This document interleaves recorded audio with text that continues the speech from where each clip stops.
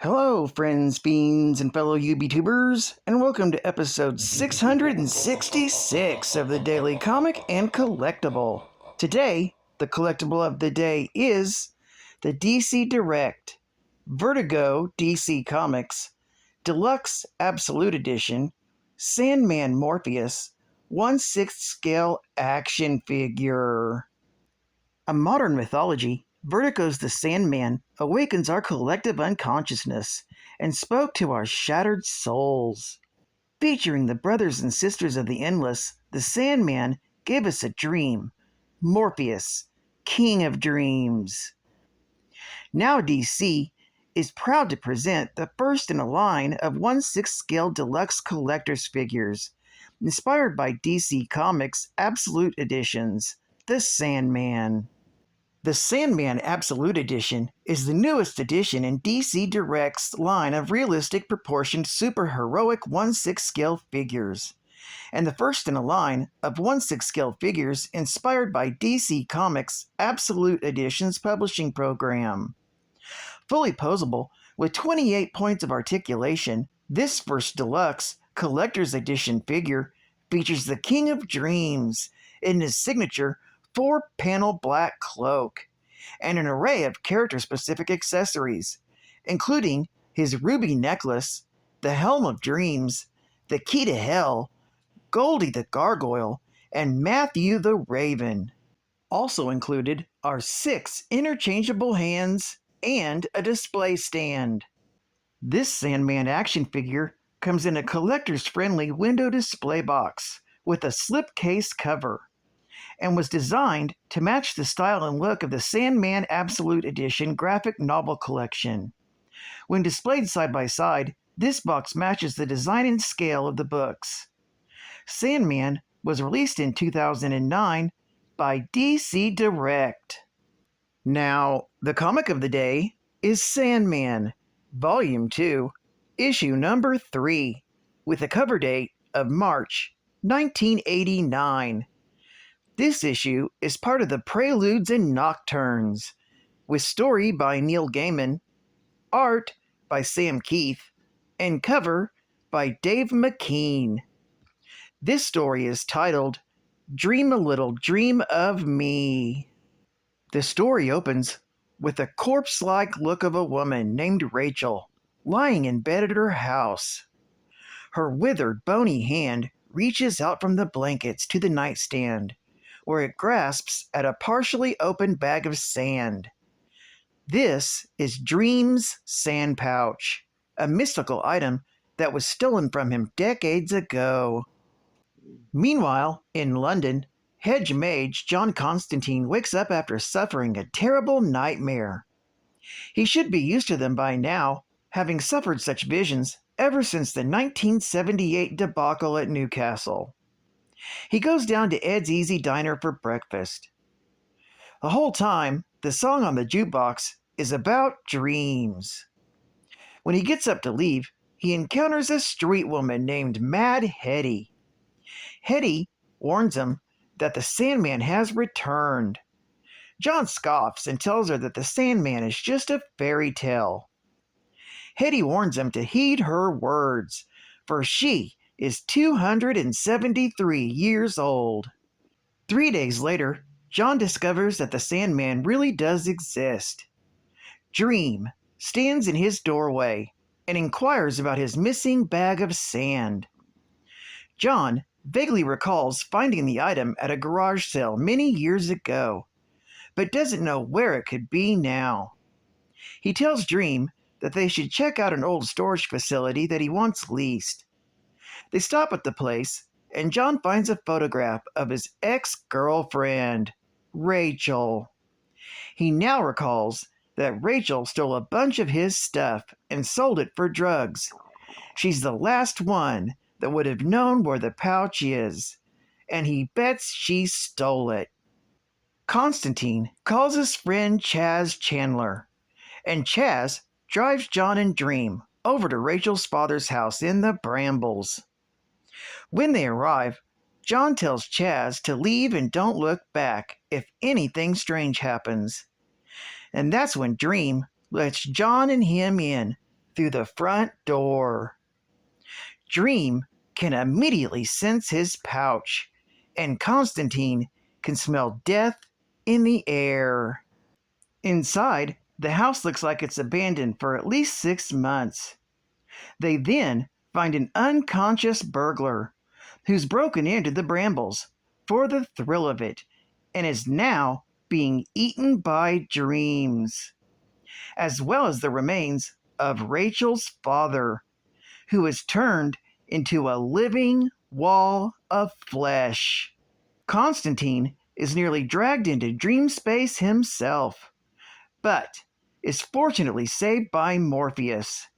They then enter the hallway and also encounter a few rogue nightmares, whom Morpheus immediately chastises. After learning their master has returned, they immediately apologize and disappear. John enters Rachel's room. She's sitting up in bed and looks terrible.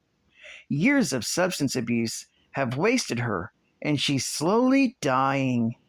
Dream notices that she has the sand pouch and cites that it's the only thing that's kept her alive until now. John asks him to put her out of her misery. Dream places Rachel into a happy dream where she's young and healthy again, living with John, the love of her life. Dream then collects his pouch as Rachel dies peacefully. It's not long before the pair begin to part company, but John stops Dream to ask a favor. He describes the nightmares that he's been having, and Dream tells him that his nightmares will now cease. This story is continued in The Sandman, issue number 4. Geek Fact: this issue is considered a key issue, being part of the Preludes and Nocturnes, featuring Dream's first appearance as Sandman. It's also a crossover event featuring John Constantine. Bonus Geek Fact: John Constantine is a minor occultist who has considerable influence in the world of the supernatural.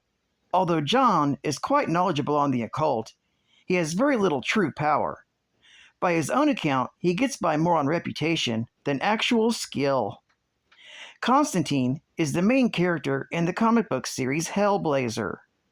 His friend, Chaz Chandler, is a regular supporting cast member in that title. Constantine appeared last in Cameo in issue number 2. His last actual appearance was in the first 6 pages of Hellblazer, issue number 19, from 1989. He appears next in pages 18 through 24 of that same title. Advertising Ad Fact. New York has a new problem. Friday, the 13th. Part 8. Jason Takes Manhattan. Coming soon to theaters. And final Geek Fact. Oh yeah. Dream is one of the 7 endless, powerful beings that are older than gods, which includes death, destiny, dream, destruction, desire, despair, and delirium. Dream has gone by countless names, such as Honorius, Morpheus, and Sandman. He is the personification as well as the Lord over all dreams and reality. The Sandman carried with him 3 objects of office: his ruby, his helm, and his sand pouch. The Dream Ruby was a primary dreamstone worn by Morpheus, which he created ages before to house a portion of his essence. The helm was crafted by the Sandman himself from the spine and skull of an unnamed god eons ago. Since then, Dream used the helm to serve as his sigil. Its main function is ceremonial and symbolic, rather than magical. Dream is expected to wear it during official visits to other realms. He also wears it into battle. His last object of office was a pouch of sand made of leather. It's Dream's most frequently used tool.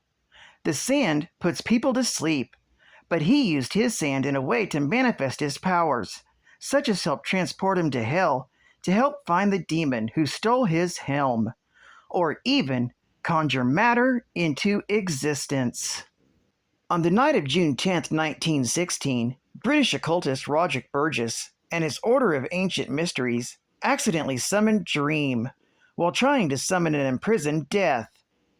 Drained from a recent odyssey, Dream was no match for Burgess, who stole his ruby, his helm, and pouch, and held him captive in a crystal prison in the basement of his house in Witchcross. Burgess hoped Dream could be coerced into setting up a trap for his sister, but Dream refused to speak to him. Dream's imprisonment led to worldwide problems. Some people slept all day, while others couldn't sleep or experience waking dreams. Among those affected was Wesley Dodds, whose nightmares only stopped when he became the mystery man Sandman and fought crime. Meanwhile, in November 1930, the items Burgess had stolen from Dream were in turn stolen by his second-in-command, Ruthven Sykes, and mistress Ethel Cripps. Sykes traded the helm to Karanzan for an amulet to protect himself from Burgess's wrath, only to lose it, and the pouch and ruby, when Cripps walked out on him in 1936. Roderick Burgess died in 1947, and Alex Burgess took over as Dream captor. Over the next 40 years, he too attempted to negotiate with Dream to no avail. Meanwhile, the Order fell apart. On September 14, 1988, after another failed attempt to get Dream to talk to him, Alex, now confined to a wheelchair, was taken back to his room, but not before one of his wheels on his chair scuffed the binding circle, breaking the enchantment that prevented Dream from entering the minds of mortals. One of his guards fell asleep on duty, allowing him to tap into the power of dreams and make his escape from his crystal prison. He confronted Alex Burgess in dreams and demanded his helm, pouch, and ruby back.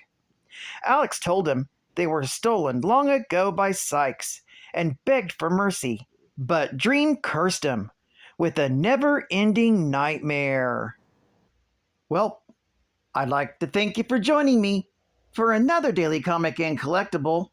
Episode 666. And I hope to see you again Friday. This is Cat Fan Comics Man, and I'll catch you on the flip, baby. Over and out.